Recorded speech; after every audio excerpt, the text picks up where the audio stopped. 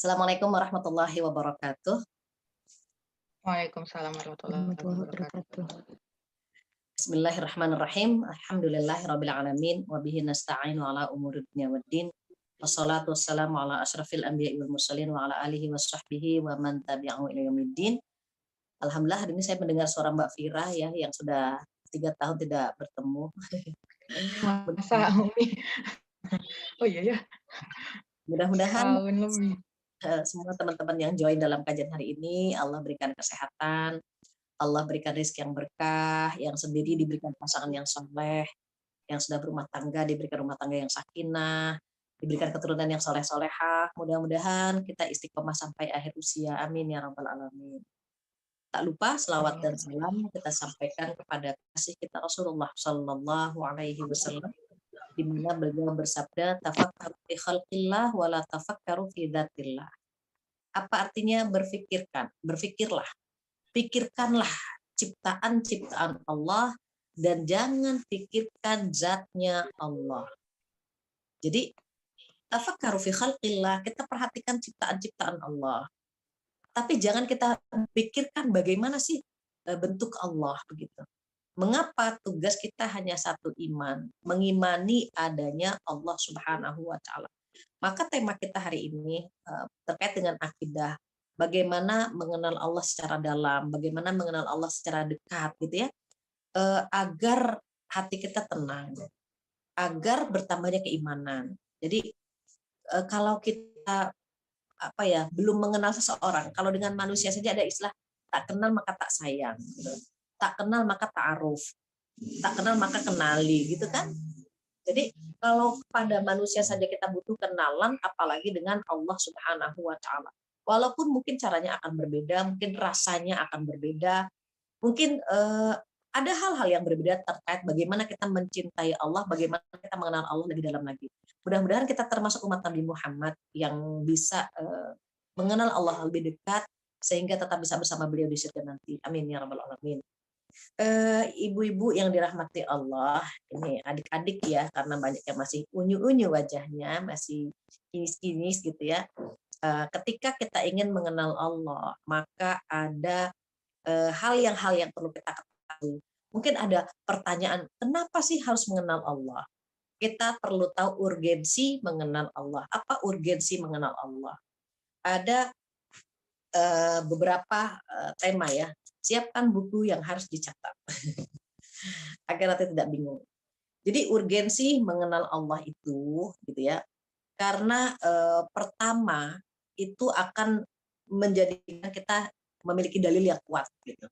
Kalau kita berdiskusi dengan orang-orang yang non Muslim, gitu ya, kita akan memiliki dalil yang kuat jika kita bisa mengenal Allah. Di urgensi mengenal Allah, kita akan memiliki dalil yang kuat. Yang kedua, akan menjadikan tema kajian gitu ya. Jadi isu kita gitu bahwa Allahu Rabbul Alamin.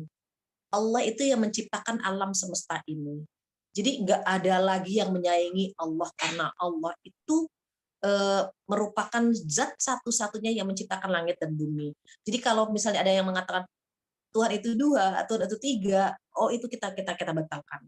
Mengapa? Karena kita sudah tahu ini penting sekali akidah bahwa isu atau yang mengisi hari-hari kita itu adalah Allahu Rabbul Alamin. Kemudian yang ketiga ada buah gitu ya. Jadi urgensi mengenal Allah itu akan berbuah. Apa buah dari mengenal Allah? Buahnya adalah bertambahnya keimanan dan ketakwaan. Jadi kalau yang pertama adalah memiliki dalil yang kuat gitu ya. Kita memiliki dalil nakli. Apa nakli? Yang kita dapati di Al-Qur'an atau hadis namanya dalil nakli. Jadi kalau dalil nakli itu Al-Qur'an, hadis. Ada yang kedua, bagaimana dalil yang kita bisa ambil, bukti yang bisa kita ambil. Yang kedua adalah dalil akli. Akli itu ketika kita melihat ciptaan Allah. Kalau mobil aja supirnya satu, kapal itu nakodanya satu gitu ya.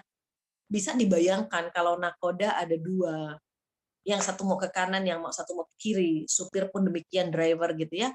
Bisa kita bayangkan. Jadi satu kendaraan saja itu harus ada satu eh, pemimpin atau supirnya, apalagi dunia ini. Pernah Abu Hanifah berdiskusi dengan seorang ateis ya, orang yang tidak mengakui adanya Allah, yang tidak bertuhan.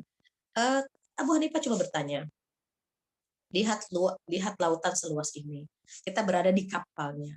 Ini kapal ini ada berapa nakodanya ya? Begitu. Kata orang ateis satu. Kalau ada dua bagaimana gitu ya? Oh bahaya, kata orang ateis ini. Bahaya. Nanti ada yang ingin belok ke kanan, ada yang ingin belok ke kiri. Kalau nggak ada nakodanya bagaimana? Oh, kapal ini tidak akan jalan gitu. Akhirnya apa kata Abu Hanifah? Kalau kapal saja butuh nakoda satu orang yang untuk menyetir, mengatur kapal ini, apalagi dunia ini. Dunia ini pasti ada yang menyetir, ada yang mengontrol, ada yang mengatur, pasti ada. Kapal yang kecil ini saja ada gitu. Berarti dunia itu akan membutuhkan seseorang atau zat yang mengatur gitu ya. Ketika diskusi itu, maka orang ateis akan diajak berpikir sama Abu Hanifah. Sampai akhirnya masuk Islam. Coba perhatikan langit yang tanpa tiang, perhatikan lautan yang tanpa tepi. Kalau nggak ada yang ngatur, mungkin air akan tumpah gitu. Sebagaimana kita melihat orang memegang air. Apa kata Abu Hanifah? Coba genggam air. Pegang air satu gelas dan usahakan gelas ini jangan ada yang tumpah. Pegang gitu. Kata orang ini, sampai berapa lama saya nggak mampu gitu. Sampai berapa lama saya memegang gelas ini, saya nggak mampu. Apa kata Abu Hanifah? Kalau Anda memegang gelas saja, beberapa jam Anda lelah. Bagaimana yang mengatur bumi ini? Begitu. Jadi berarti ada yang menggenggam, berarti ada yang memiliki, ada yang yang menguasai bumi ini. Gitu.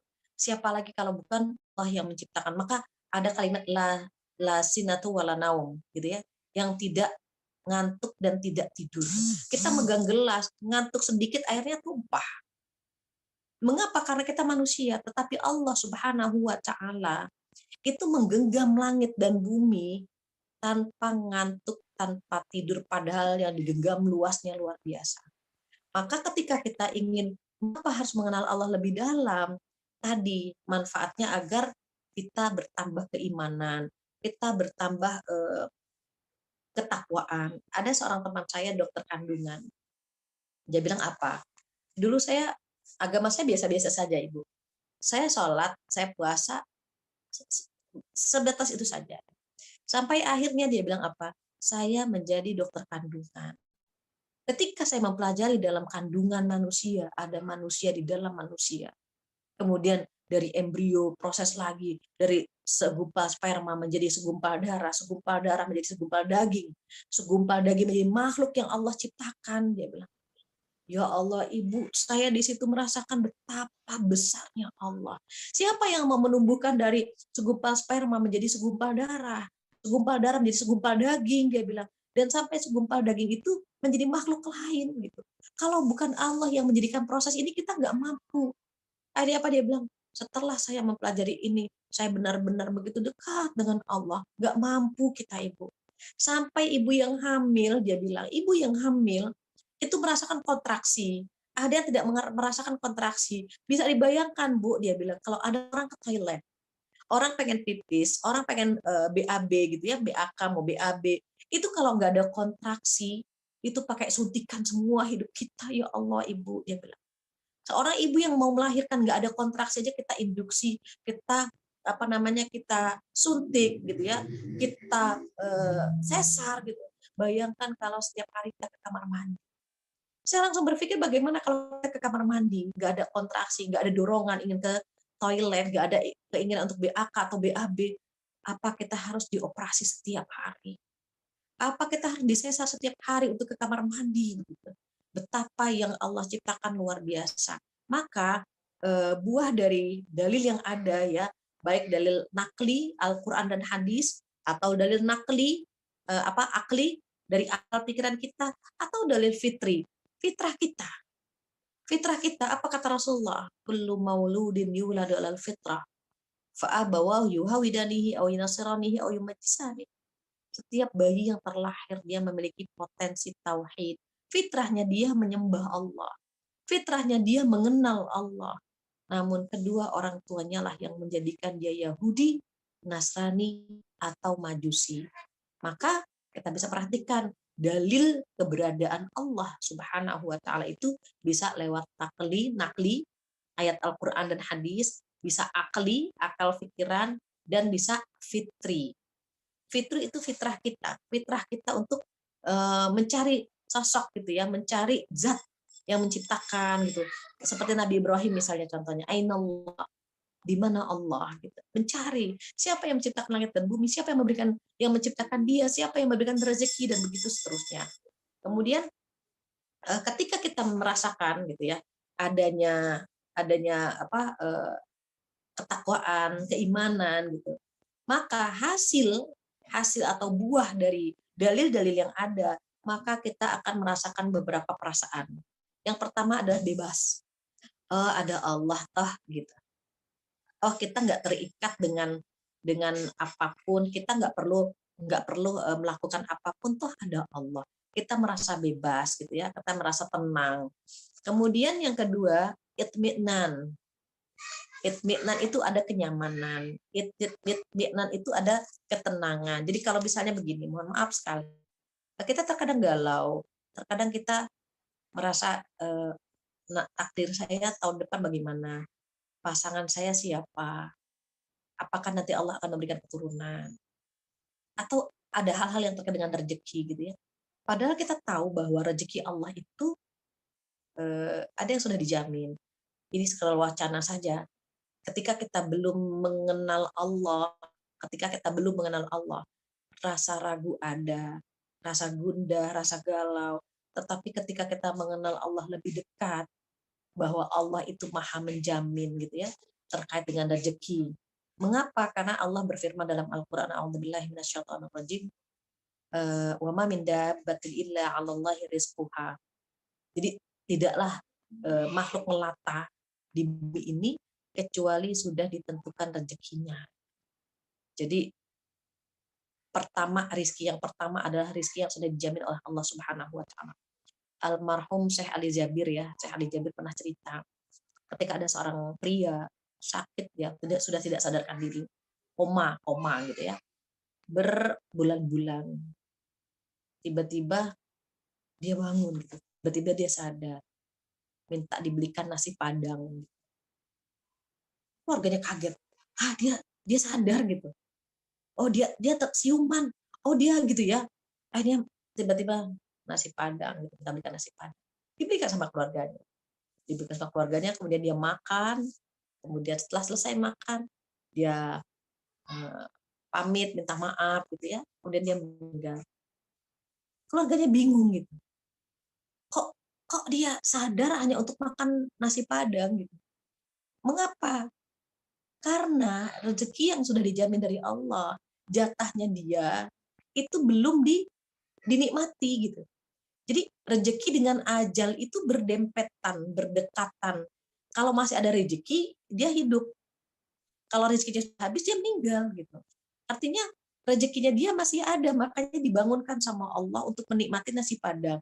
Setelah rezekinya selesai, ya sudah gitu. Ajalnya sampai gitu ya.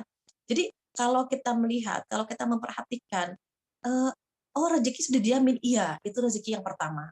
Rezeki yang pertama sudah dijamin. Ada rezeki yang kedua.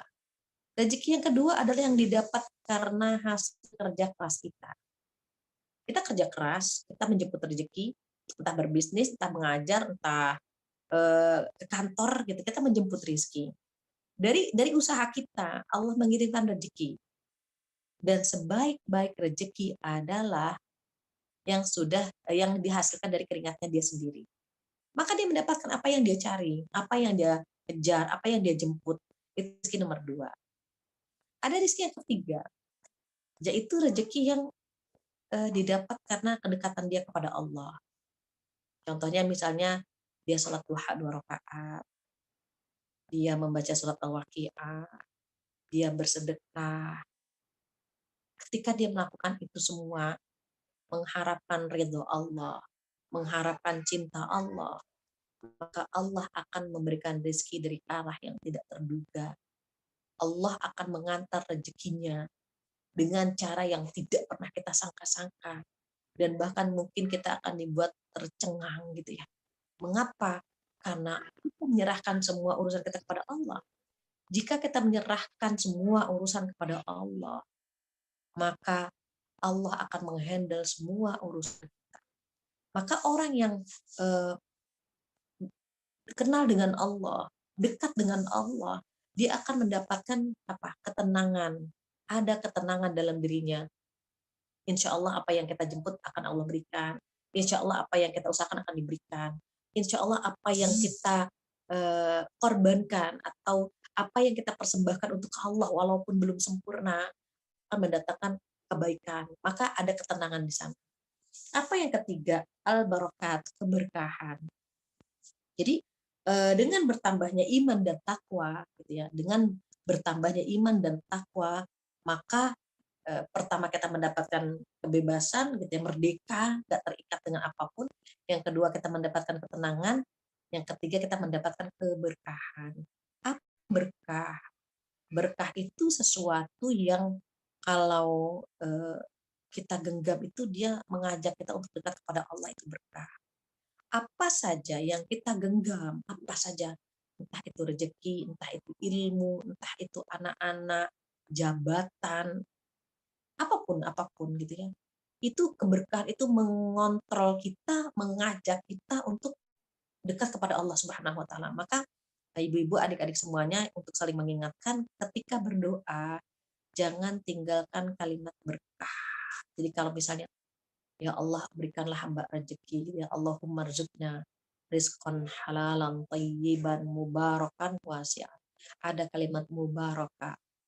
Allahumma rzuqna rizqan halalan, yang halal, tayyiba yang bagus, mubarakah yang berkah, wasi'ah yang luas yang datang dari semua penjuru. Ada kalimat berkah. Anak pun sama. Ya Allah jadikanlah anak-anak hamba anak yang soleh, penyejuk hati, taat kepada Allah, dan berkah. Berkah. Apa berkah? Anak-anak ini mengantar kita untuk dekat Allah Subhanahu wa taala. Jabatan pun sama. Kita jika dikasih jabatan oleh Allah Subhanahu wa taala, kita menjadikan jabatan itu untuk dekat kepada Allah Subhanahu wa taala. Harta, ilmu, semuanya. Kita berharap apa yang kita genggam ini berkah. Maka kalau kita dekat dengan Allah, kalau kita memiliki keiman dan ketakwaan, buah yang ketiga adalah keberkahan. Apa yang keempat? Yang keempat adalah al-hayatu thayyibah, kehidupan yang indah. Doa kita setiap hari, doa sapu jagat. Rabbana atina fid dunya hasanah wa fil akhirati hasanah wa qina adzabannar. Jadi mengapa ada doa ini? Pada saat di masa Rasulullah, kronologisnya turun ayat ini, ada seorang pria berdoa hanya untuk dunia saja. Jadi doanya untuk dunia. Sampai Allah mengajarkan kepada Rasulullah, menyampaikan kepada Rasulullah SAW agar mengajarkan kepada para sahabat saat berdoa itu jangan hanya meminta dunia atau jangan minta akhirat saja, tetapi mintalah kedua-duanya. Maka Allah mencantumkan di dalam Al-Quran, Rabbana atina fid dunya hasanah wa fil akhirati hasanah wa qina adzabannar. Jadi ada kehidupan yang indah, tidak tajir melintir tetapi cukup, tidak terlalu wah gitu ya. Rumah kita pun elit, mungkin ya, ekonomi sulit kadang-kadang. Jadi kita tinggal di rumah elit yang ekonomi sulit, kemudian kita harus pindah dari satu tempat ke tempat yang lain. Tetapi ada kebahagiaan, ada keberkahan, ada ketenangan gitu ya. Maka kehidupan kita kehidupan yang bagus. Mengapa? Karena waktu yang kita gunakan itu tidak sia-sia. Maka itu al-hayatu thayyibah. Jadi hidup yang mulia, yang indah. Kemudian apa yang selanjutnya? Al-jannah, surga. Kalau kita sudah dekat dengan Allah, kita benar-benar mencari Allah gitu ya, maka buahnya adalah ketakwaan, kemudian keimanan gitu ya. Nah, dari keimanan dan ketakwaan itu menghasilkan apa? Jannah, surga. Surga, surga, surga. Boleh nggak sih kita ibadah ngejar surga? Oh, sangat boleh. Apa kata Allah, a'udzubillahi minasyaitonirrajim, wasari'u ila maghfiratin min rabbikum wa jannah. Ada kalimat jannah. Bergegaslah kepada ampunan dari Tuhanmu dan kepada surga yang luasnya seluas langit dan bumi yang disediakan untuk orang-orang yang bertakwa. Maka boleh kita beribadah untuk mengejar surga. Boleh kita mengejar ibadah, melakukan ibadah karena mengejar pahala, boleh. Adik-adik masih ingat ya, Imam An-Nawawi berkata model ibadah kita ada 3. Yang pertama, seperti seorang hamba sahaya yang takut sekali dengan majikannya. Maka ketika dia diperintahkan oleh Allah Subhanahu wa taala, dia tidak akan mampu meninggalkannya. Kenapa? Takut. Rasa takut kepada Allah Subhanahu wa taala itu yang menyelamatkan dia dari api neraka. Kalau kita takut kepada Allah Subhanahu wa taala, Allah akan selamatkan kita dari api neraka. Tetapi mereka yang tidak takut kepada Allah, di Al-Qur'an diulang-ulang, wa amman khafa maqama rabbih wa nahan nafsa 'anil hawa fa innal jannata hiyal ma'wa.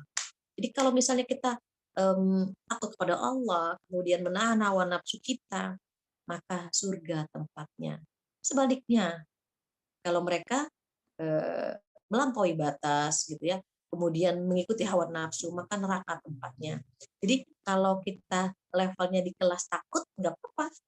Kita sudah di level 1. Terus kalau mau meningkatkan gimana? Tingkatkan dengan mengejar pahala, mengejar surga. Maka level kita sudah di kelas 2 gitu ya. Dan biasanya kelas 2 ini paling banyak itu di bulan Ramadan. Kalau para sahabat mempersiapkan Ramadan 6 bulan sebelumnya. Kita 2 bulan sebelumnya, itu pun tidak semuanya. Mayoritas mereka mempersiapkan Ramadan 1 bulan sebelumnya, itu udah keren. Mengapa ada tidak mempersiapkan sama sekali? Ya? Maka saat kita merasa bahwa ibadah kita nih ngejar pahala, kayaknya ibadah kita pamrih sama Allah Subhanahu wa taala, boleh. Selama pengharapan itu ditujukan untuk Allah, maka silahkan gitu ya. Di dalam Al-Qur'an diulang-ulang ya. Untuk surga, untuk pahala, di antaranya di surat Al-Lail. Fa amman man a'ta wattaqa wa saddaqa bil husna fasanuyassiruhu lil yusra. Maka barang siapa yang yang suka sedekah, kemudian wattaqa dan bertakwa, kemudian membenarkan adanya pahala dan membenarkan adanya surga, maka akan dipermudah oleh Allah Subhanahu wa taala menuju surganya Allah. Tetapi wa amma man bakhila wastaghna wa kadzdzaba bil husna fasanu yasiruhu lil usra. Adapun orang-orang yang bakhil, pelit, amma man bakhila wastaghna dan merasa cukup, sombong kepada Allah Subhanahu wa taala. Wa kadzdzaba bil husna dan mendustakan, enggak percaya adanya pahala, enggak percaya adanya surga, maka apa kata Allah? Dia akan dipermudah menuju ke neraka. Nauzubillah. Jadi kalau kita punya hamasa, punya semangat untuk menggapai surga, boleh. Itu kita sudah naik ke kelas 2. Yang paling bagus yang mana? Tentunya kelas 3. Kita mengharapkan amal itu hanya untuk mencari keridhaan Allah Subhanahu wa taala. Hanya untuk menunjukkan rasa syukur kita kepada Allah Subhanahu wa taala. Maka itu level paling tinggi. Di dalam beribadah pun ya, buah dari ketakwaan, buah dari keimanan, mencari ridho Allah. Kalau Allah sudah ridho, maka Allah akan memberikan apapun yang kita minta. Kalau Allah sudah sayang, Allah akan memberikan apa saja gitu ya, termasuk surga. Jadi Rasulullah SAW itu sudah dijamin masuk surga, sudah diampuni dosa-dosa masa lalu. Tetapi mengapa ibadahnya seperti itu? Beliau sudah di level kelas 3. Beliau malu, justru karena sudah dijamin masuk surga, sudah diampuni dosa-dosa masa lalu, beliau malu. Aisyah bertanya, ya Rasulullah, berkah kau sudah diampuni dosa-dosamu? Kenapa kok ibadahmu sampai seperti ini? Aisyah tidak sanggup mengikuti Rasulullah Shallallahu Alaihi Wasallam. Apa kata Rasulullah? Apakah aku tidak pantas menjadi hamba yang bersyukur? Justru karena sudah diampuni dosaku, justru karena sudah dijamin surga untukku, maka aku malu jika ibadahku standar-standar saja. Dan itu yang kita cari gitu ya. Kita ingin sekali beribadah kepada Allah sebagai bentuk pencarian, mencari ridho Allah Subhanahu wa taala. Jadi urgensi mengenal Allah gitu ya. Yang pertama adalah memperkuat dalil, kemudian untuk mengisi tema kajian atau mengisi isu-isu yang ada bahwa Allah Rabbul Alamin. Kemudian yang ketiga adalah buahnya menambahkan keimanan dan ketakwaan. Kalau sudah berbuah keimanan dan ketakwaan, maka hasilnya yang pertama adalah merdeka, dia bebas, tidak terkukung hawa nafsu, tidak terikat dengan syahwat gitu ya. Dia benar-benar merdeka.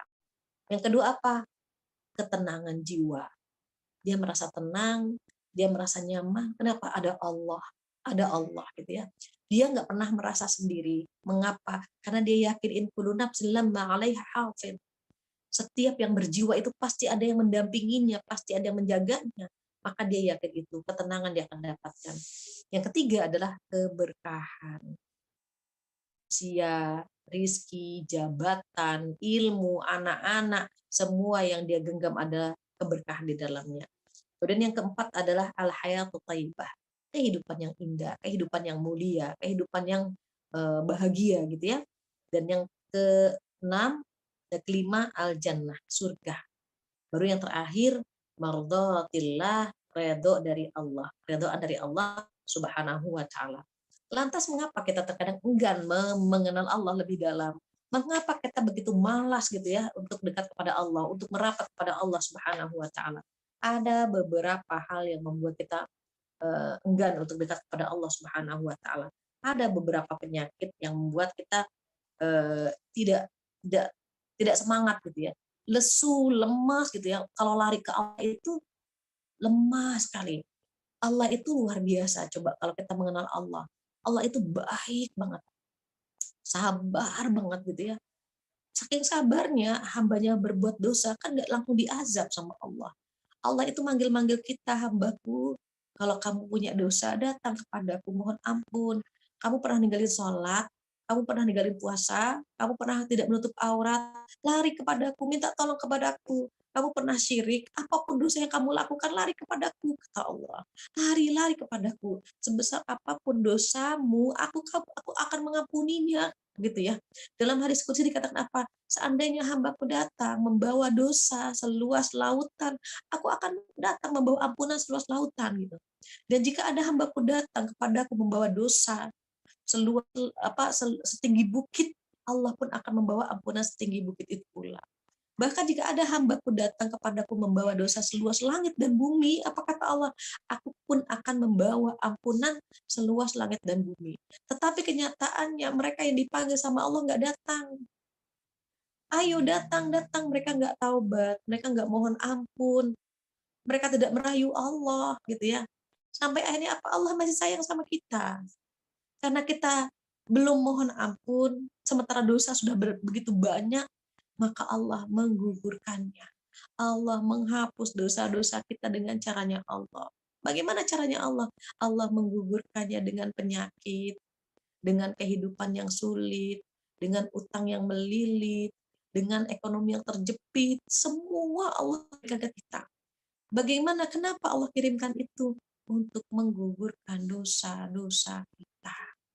Allah tidak ingin kita di hari kiamat mengemban dosa terlalu banyak, menyimpan dosa terlalu besar, lemak dosa kita sudah terlalu banyak.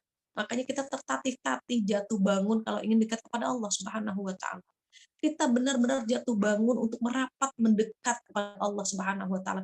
Padahal kita sudah berusaha memaksakan diri kita untuk dekat kepada Allah, tetapi lemah lagi, tak berdaya lagi gitu ya. Maka ada beberapa yang Allah gugurkan dosa kita dengan caranya Allah. Mengapa?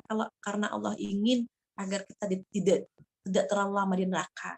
Jadi Allah gugurkan sebagaimana pohon ada daun-daun yang kuning digerakkan, maka daun yang itu berguguran berjatuhan. Seperti itulah dosa-dosa kita yang Allah ampuni, Allah gugurkan dosa tersebut dengan ujian-ujian yang kita hadapi saat itu. Apa sebenarnya penyakit yang membuat kita enggan merapat pada Allah Subhanahu wa taala? Yang pertama adalah al-fisqu, fasik. Apa sih fasik? Senang banget sama dosa. Ulaika humul fasiqun gitu ya. Orang yang senang banget sama dosa. Itu yang menghalangi dia gitu ya. Menghalangi dia untuk mengenal Allah lebih dekat lagi. Jadi yang menyebabkan dia terhalang untuk merapat pada Allah itu ada dua penyakitnya.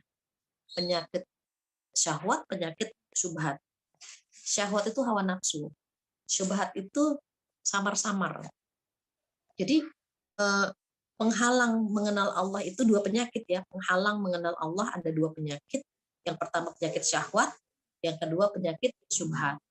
Nah, penyakit syahwat itu yang pertama adalah fasik. Fasik pendosa, senang banget sama dosa. Itu yang pertama. Yang kedua apa? Sombong.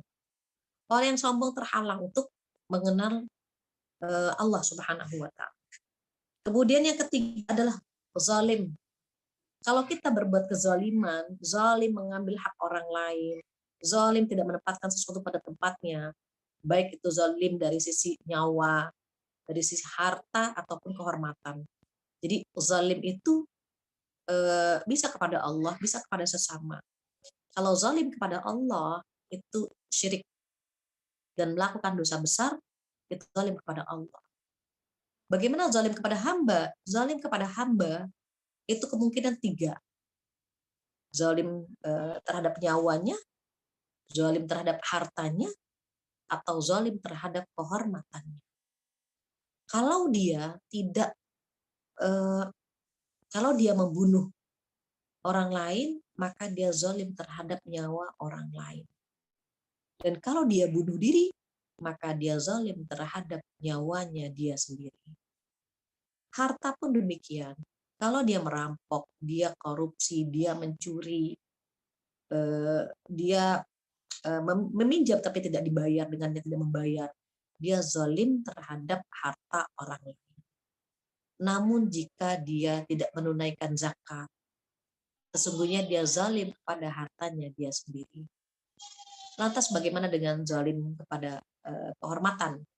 Kalau dia memperkosa, melakukan pelecehan seksual kepada orang lain, dia telah zalim kepada kehormatan orang lain.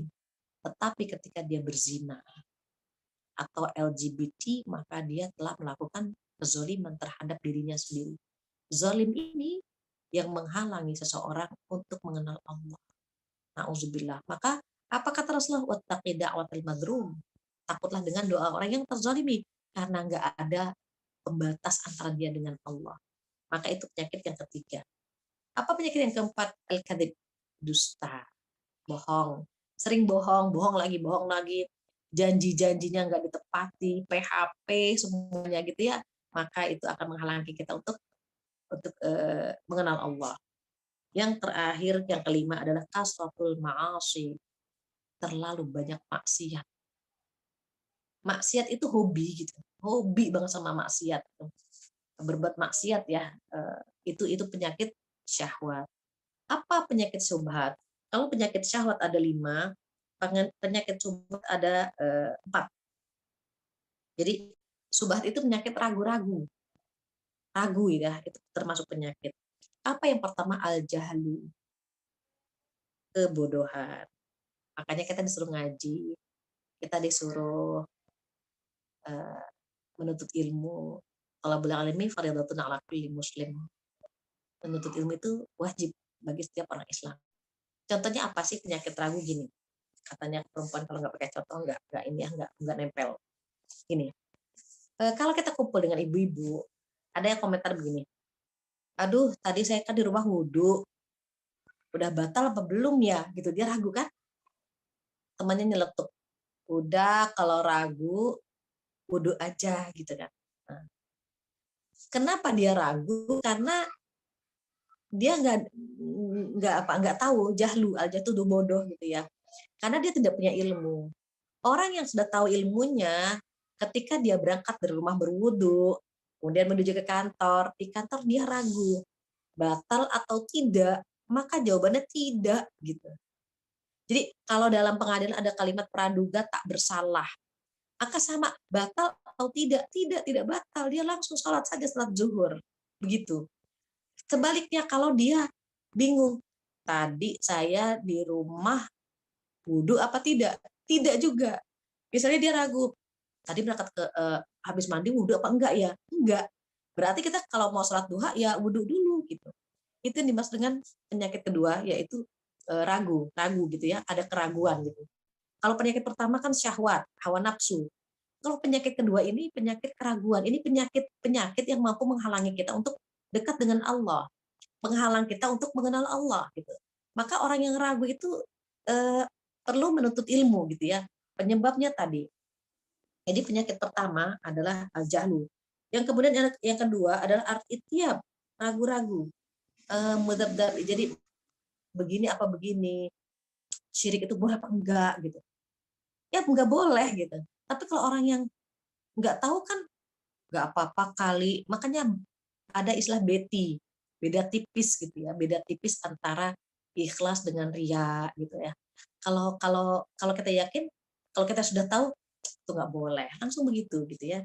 Kemudian al-inhiraf, ada penyimpangan-penyimpangan. Misalnya gini, Josan Roy, pernah dengar Josan Roy? Josan Roy itu sholat dengan menggunakan bahasa Indonesia. Ketika ditanya sama para pengikutnya, kenapa harus sholat dengan bahasa Indonesia? Alasannya biar lebih khusyuk, biar lebih fokus. Karena kan kalau dengan menggunakan bahasa Arab kan kita nggak ngerti gitu. Tapi kalau kita menggunakan bahasa ibu kita kan ngerti gitu kan. Kalau kita sudah tahu ilmunya, nggak boleh sholat dengan bahasa Indonesia gitu kan. Jadi keraguan hilang, penyimpangan juga hilang. Mengapa? Karena kita tahu sholat itu harus ada penyatuan, penyatuan arah. Artinya sama dengan Rasulullah SAW. Yang kedua, penyatuan harokah, gerakan. Harus sama dengan yang dilakukan Rasulullah SAW. Yang ketiga, penyatuan bahasa. Karena bahasa yang digunakan Rasulullah adalah bahasa Arab, maka kita pun harus mengikuti dengan bahasa Arab begitu. Maka Josan Roy itu penyimpangan. Kok bisa melakukan itu? Ya dia karena menyimpulkan sendiri saja, lebih enak menggunakan bahasa Indonesia biar lebih fokus. Kok bisa dia bisa menyampaikan hal seperti itu? Penyakit tadi, syubhat gitu ya. Karena dia ragu, akhirnya dia menyimpang. Baru yang terakhir adalah al-ghaflah, lalai, kelalaian. Jadi nantilah, malas lah. Mbak nggak sholat, males, nantilah belum dapat hidayah. Mbak nggak nutup aurat, Mbak, nanti aja pas pensiun gitu. Meremehkan, melalaikan. Nah, penyakit-penyakit ini, baik yang syubhat, yang ragu, ataupun yang syahwat, karena disebabkan hawa nafsu, gitu ya, maka penyakit-penyakit ini yang menghalangi kita untuk mengenal Allah, untuk dekat dengan Allah. Maka next, insya Allah bulan depan nih, kita harus mengenal Allah melalui sifat-sifatnya, melalui nama-namanya, yang sering kita sebut dengan Asmaul Husna. Karena Asmaul Husna itu ada 99, saya bagi satu hari 10. Ini satu hari 10 tuh udah banyak banget ya. Karena kalau di Bank Mandiri, Asmaul Husna yang kita pelajari itu satu kali pertemuan itu cuma 5.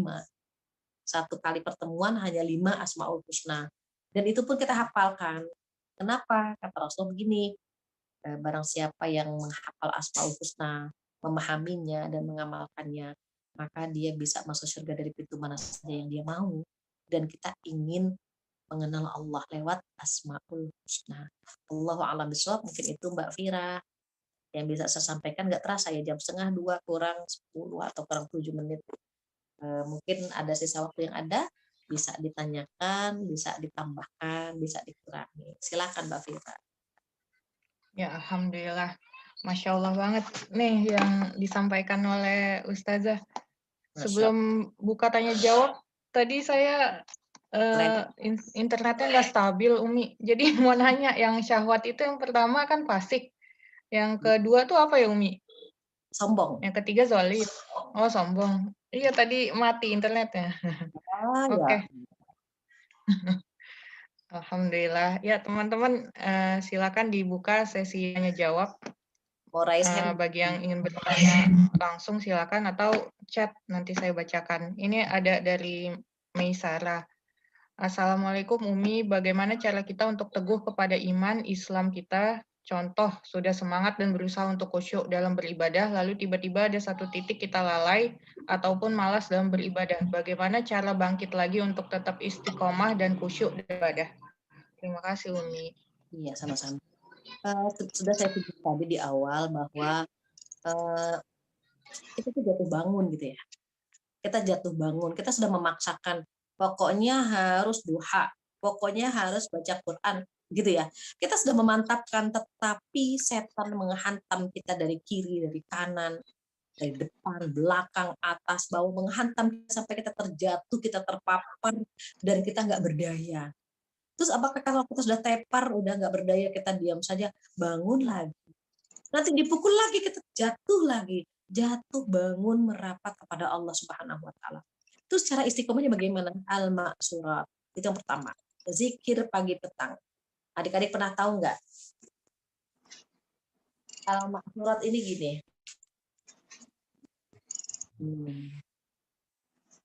Ada yang sugro, ada yang kubro. Zikir pagi petang. Bisa di-download di HP ya. Nanti bisa dilihat di HP. Ada kalimat zikir pagi petang al-maksurat. Ada yang sugro ringan. Yang kubro agak panjang. Kalau untuk pemula bagusnya yang sugro dulu. Kadang-kadang kita yang sugro saja masih males-malesan ya gitu. Jadi maksurat yang sugro itu yang pertama zikir ya. Kenapa? Biar setan menjauh dari kita. Itu yang pertama. Yang kedua, bergumpul dengan orang yang soleh. Ini yang ikut pengajian ini wajah-wajah soleha semua ini, walaupun tidak ditampilkan gitu ya, tapi dari namanya indah-indah semua, insya Allah orang-orang istiqomah gitu.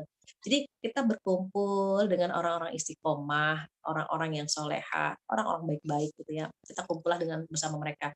Mengapa kalau kumpul dengan orang baik-baik itu saling mengingatkan, saling bergandengan. Kalau kita lemah dikuatkan, kalau kita jatuh dibangunkan, kalau kita salah diluruskan. Itu pentingnya komunitas soleh atau orang baik-baik. Kemudian yang ketiga, kurangi lemak dosa. Jadi kalau kita pernah diet ya, karena kita pernah diet, udah badan banyak lemaknya, nih kita diet gitu. Biar kita ringan melangkah, ringan ibadah.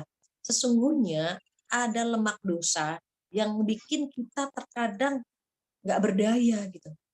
Jadi seperti kita naik ke bukit, kita mendaki gunung, tapi beban di punggung kita banyak banget, tas ransel kita berat banget gitu. Itu ilustrasinya seperti itu. Ya Allah udah mendaki, bawaan kita ransel kita di pundak banyak gitu. Sehingga kita tertatih-tatih ingin mendaki. Jadi gimana? Ini yang di pundak nih, ranselnya ditaruh dulu. Lemak-lemak dosa yang nempel di badan kita itu dikurangi dulu. Bakarin lemak dosa gimana sih? Bakar lemak dosa dengan memperbanyak istighfar. Istighfar itu memperlancar rezeki, kemudian memberikan ketenangan, kemudian keturunan, itu banyak ya. Istighfar itu memberikan hati kita bahagia gitu. Kenapa? Kan yang membuat kita suram, galau, rezeki terhimpit, rumah tangga kacau balau, komunikasi sulit, itu karena dosa. Semua karena dosa. Maka lemak-lemak dosanya kita gugurkan, kita diet lah. Diet dari dosa dan maksiat. Wallahu alam, seperti itu jawabannya.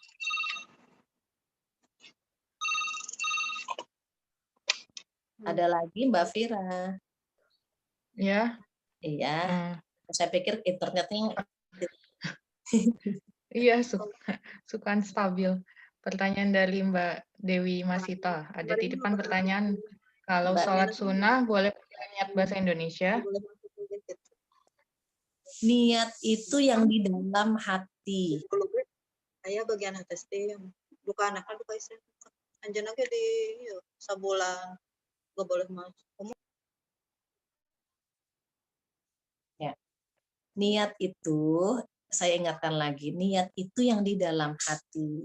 Kalau yang kita bilangin, usolli fardhu dhuhri arba'a raka'atin, itu namanya talaffuz, melafazkan. Kalau Imam Syafi'i mengucapkan usolli, hukumnya sunnah. Tapi imam yang lain nggak perlu. Bahkan ada yang ekstrim mengatakan bid'ah. Gitu. Jadi yang niat yang mana? Yang di dalam hati. Saat kita bilang Allahu Akbar, kita niat Allahu Akbar. Nah, saat Allahu Akbar kita niat apa? Saya niat sholat zuhur 4 rakaat karena Allah. Sudah, itu niat. Jadi memang niat itu menggunakan bahasa Indonesia dan diletakkan di hati, bukan yang terucap begitu. Jadi niat itu semuanya di dalam hati dan menggunakan bahasa ibu, bahasa kita masing-masing. Kalau usolli atau nawaitu itu namanya talafuz, melafazkan niat begitu. Ya, jadi pakai bahasa Indonesia, memang niat itu pakai bahasa Indonesia. Ada lagi satu lagi. Pertanyaan selanjutnya, maaf mungkin di luar tema. Sholat sunnah rawatib yang dijalankan bisa diinfo Umi karena ada yang muakat dan gairu muakat. Yang mana yang dikerjakan? Jazakillah khair sebelumnya. Ini sebetulnya agak panjang ya, tapi saya ringkas aja. Sholat sunnah, ada yang namanya sholat sunnah mutlak, ada yang namanya sholat sunnah muqayyad. Sholat sunnah mutlak itu yang tidak bernama dan tidak berwaktu, namanya sholat sunnah mutlak. Nggak ada namanya, nggak ada waktunya. Misalnya seorang ketakutan atau dia butuh gitu apa ya, itu mutlak. Nah, ada yang muqayyad. Apa muqayyad? Sholat sunnah yang ada waktu dan bernama. Waktunya ada, namanya ada. Gitu ya. Nah, jadi ini saya buka biar nanti nggak ketukar. Nih ada yang apa sih muakkad gitu. Nah, ini misalnya ada cabang 2. Ya, ada cabang 2, muqayyad, mutlak. Nah, yang muqayyad bikin cabang lagi 2. Jadi sholat sunnah cabangnya 2, muqayyad dan mutlak. Yang muqayyad dibuat lagi cabang 2, yaitu rawatib dan nawafil. Rawatib apa? Rawatib itu sholat yang mendampingi sholat 5 waktu. Yang kita sebut dengan qobliyah ba'diyah, namanya nawafil. Rawatib. Namanya rawatib. Yang mendampingi sholat 5 waktu, namanya rawatib. Sementara yang bukan mendampingi sholat 5 waktu, namanya nawafil. Nah, rawatib, sholat qobliyah ba'diyah, ada yang muakkad dan ada yang tidak muakkad. Kalau saya menggunakan hadis Bukhari, rawatib atau qobliyah ba'diyah itu yang muakkad, saya ikutin Imam Bukhari ya, Sahih hadis Bukhari itu ada 10 rakaat. 10 rakaat apa saja? 2 rakaat sebelum subuh, 2 rakaat sebelum zuhur, 2 rakaat setelah zuhur, 2 rakaat setelah maghrib, dan 2 rakaat setelah isya. Itu di hadis Bukhari. Jadi Rasulullah itu tidak pernah meninggalkan 10 rakaat. Walaupun nanti ada berbeda pendapat tuh. Ada yang mengatakan 12, sebelum asar ada yang mengatakan muakkad, begitu. Ada juga yang mengatakan qobliyahnya 4 gitu ya, macam-macam lah. Tapi saya lebih memegang hadis Bukhari. Jadi diusahakan 10 rakaat itu tidak ditinggal. Kenapa Rasulullah melakukannya itu? Sementara yang khilaf ya kita kembalikan kepada mereka gitu ya. Nah, jadi berarti kalau yang 10 muakkad, yang 6 tidak muakkad. Apa saja? 2 rakaat sebelum asar, 2 rakaat sebelum maghrib, dan 2 rakaat sebelum isya gitu. Tadi ya sudah saya singgung, ada yang mengatakan sebelum asar itu muakkad gitu. Tapi saya memegang hadis Sahih Bukhari saja. Jadi yang 5 ya. 5 waktu, 10 rakaat yang kita menganggap itu muakkad, selebihnya yang 6 rakaat adalah tidak muakkad. Terus kalau yang nawafil, bagaimana yang nawafil? Yang muakkad yang tidak pernah ditinggalkan oleh Rasulullah SAW itu sholat malam ya, qiyamul lail. sholat tahajud, sholat witir, itu muakkad itu pahalanya lebih besar. Yang muakkad itu pahalanya lebih besar ketimbang yang sunnah biasa. Kemudian sholat gerhana, sholat Idul Fitri, sholat Idul Adha, sholat apa yang beliau nggak pernah tinggalin ya, gerhana bulan, gerhana matahari, Idul Fitri, Idul Adha, istisqa, gitu ya. Nah, sementara ada yang tidak muakkad seperti duha, gitu. Kenapa? Karena Rasulullah kadang-kadang mengerjakan, kadang-kadang tidak mengerjakan. Yang dikerjakannya kadang-kadang namanya bukan muakkad begitu. Jadi kalau saya berpegang dengan hadis Bukhari yang rawatib yang muakkad 10 rakaat per hari. Begitu ya Allah. Ya, Neng. Alhamdulillah udah 1:30. Masih ada satu lagi? Cukup? Ada yang mau bertanya sebelum ditutup? Mungkin sudah cukup, Umi, sudah 2 ya. 2. Baik, alhamdulillah terima kasih, Umi. Sama-sama, alhamdulillah sudah kita selesaikan materi hari ini. Insya Allah kita bertemu lagi bulan depan dengan Asmaul Husna. Mudah-mudahan bermanfaat buat kita. Dan saya mohon maaf ada kata-kata yang kurang berkenan atau penjelasan yang tidak sempurna. Mudah-mudahan bisa mencari narasumber yang lebih baik lagi untuk melengkapi jawaban saya tadi, gitu ya. Kesempurnaan hanya milik Allah, kekurangan dari saya. Mohon dibukakan pintu maaf yang sebesar-besarnya. Kita tutup dengan doa penutup majelis bersama-sama. Subhanakallahumma wa bihamdika asyhadu an la ilaha illa anta astaghfiruka wa atubu ilaik. Billahi taufiq hidayah. Assalamualaikum warahmatullahi wabarakatuh. Waalaikumsalam warahmatullahi wabarakatuh. Jazakallah khair, Umi. Mbak Fira, silakan. Terima kasih, Umi. Terima kasih, sehat-sehat ya, Bu ya. Amin. Ya, Mbak. Bu, ini ada request juga loh sama Ibu. Sebetulnya 1 bulan gimana kalau 2 kali? Oh ya. Request loh, Bu ya. Nanti kasihan ada satu ustazah kita yang tidak ngisi. Iya, saya udah ngasih tahu itu sih. Kasihan. Boleh tahu nggak bocoran narasumbernya siapa aja? Ibu, Bu Fir